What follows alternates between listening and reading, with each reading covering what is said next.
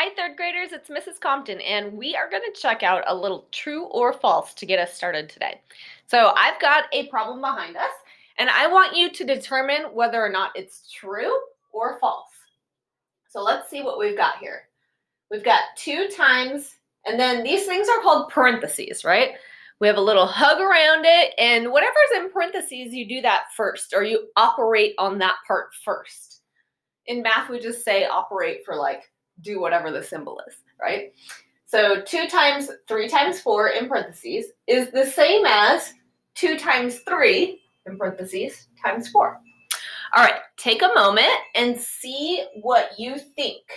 Are these true or false? Are these equal to one another? All right, everybody hit pause. You should have hit pause and hopefully we're back. And we are going to look at whether or not it's true or false. So did you say true or did you say false?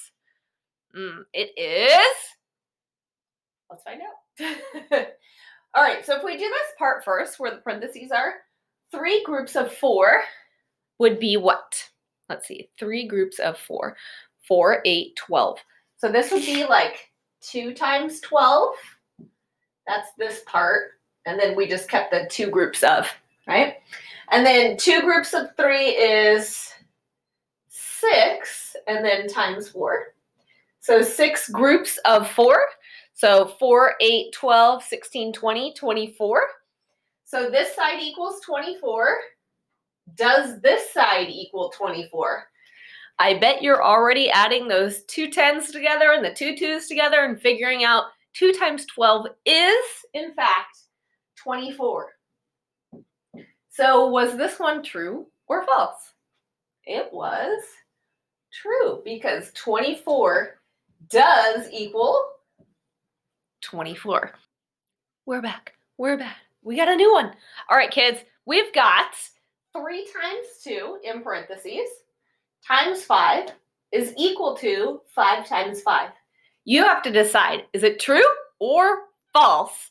And remember, you got to prove it. If you have your whiteboard, you should be working on this on your whiteboard so you can actually write the word true or false, and then you can kind of compare with your class if you're doing it with them. All right, so everybody hit pause and take a moment. See you in a second. All right, true or false? I hoped to get you guys kind of thinking because I thought maybe some people in the class would say true, and I thought maybe some people would say false because I was expecting a little mistake to happen. So let's see what happened. Was it true or false? All right, you probably already knew what 5 times 5 was or figured it out. 5, 10, 15, 20, 25. So 5 times 5 is 25. And then 3 times 2 is in parentheses, so we have to do that first. But I have a feeling that some of you may have accidentally done 3 plus 2 and got 5 and then still had times 5. So maybe you're like, oh, that would be true. But that would be a little mistake, right? Because 3 times 2 is not 5. 3 times 2 is actually 6. So 6 times 5 equals 30. So 30 is not the same as 25. So we'd have to put a little slash right through there. And that would make this one false. All right, so the answer to this one is false. They are not equal to each other. All right, get ready. Erase those boards. Be back in just a second. Okay, we got another new one. 3 times, in parentheses, 2 times 4 is the same as 3 times 8. All right, so your turn. You have to decide, is it true or false? Okay, take a moment. I'm guessing you're probably already yelling at me. You know the answer, you know the answer. Okay, so is it true or is it false? It is true. Because you can see that this is going to equal 8, 2 groups of 4, right? So 4, 8. So this would equal 8. So 3 times 8 is the same as 3 times 8. So that would make it true. All right, we are going to get ready to look at a picture and see if we can kind of figure out some math involved with the picture. I'll be right back. Get your boards ready. Okay, here's the array back here. So let's check it out. We've got a picture here, And I want you to think about how many squares you see, what are you noticing, how are you seeing the squares arranged? It's quite interesting because you might see it one way and I might see it some completely different way. So I want you just to take a moment to think about how you're seeing this and then maybe a multiplication sentence that would match the way you see it. All right, so go ahead and hit pause. I'm going to take some guesses on the way that you guys saw this.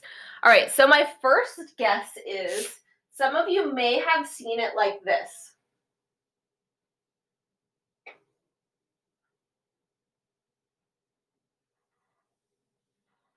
Like that.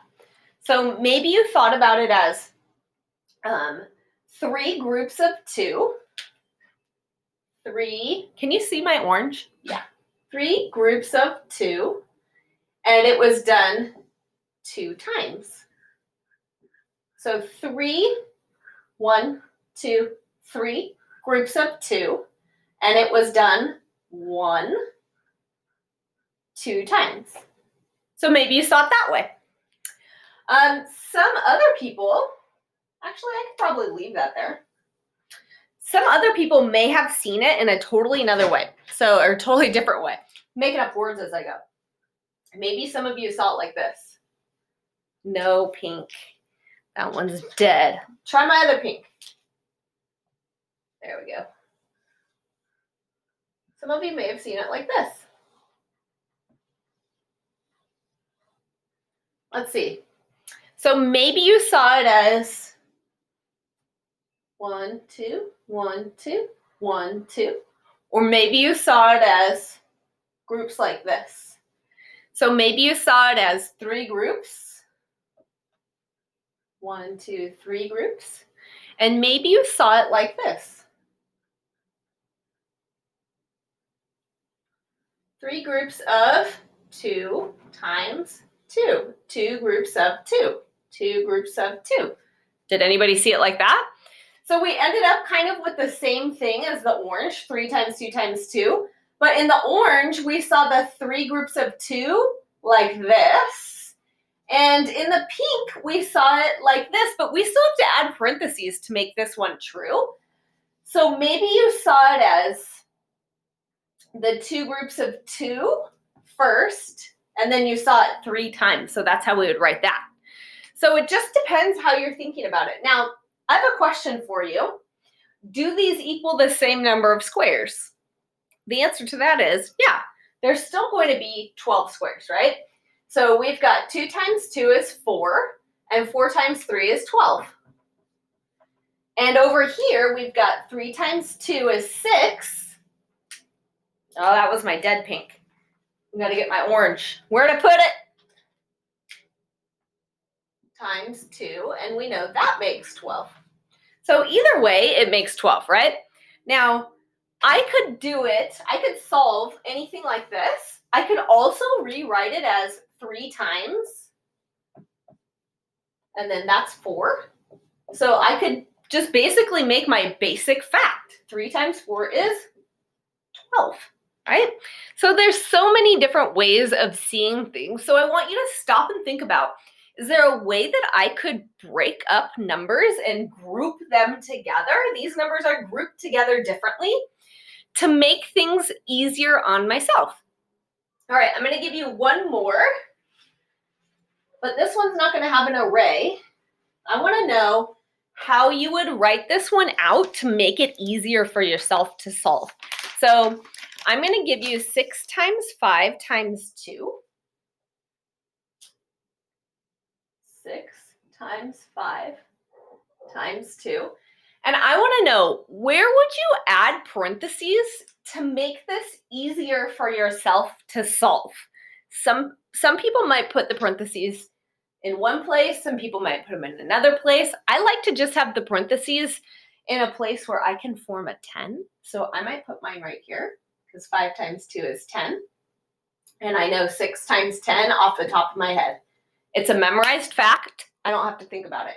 I know that's going to be 60. So that means this one's 60.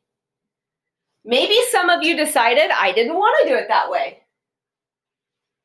Maybe some of you said I would do it another way because I already have 6 times 5 memorized, so maybe you thought, I'll group those together. 6 times 5, maybe you said you already know, is 30.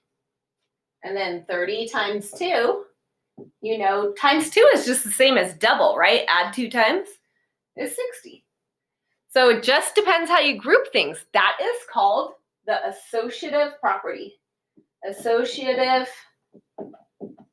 property of multiplication. Squeak in my multiplication symbol. So this is the associative property of multiplication, the way you group things together. Make things easier for yourself. See if you can strategize and always notice and wonder about those pictures. All right, guys, I'll see you next time. Bye.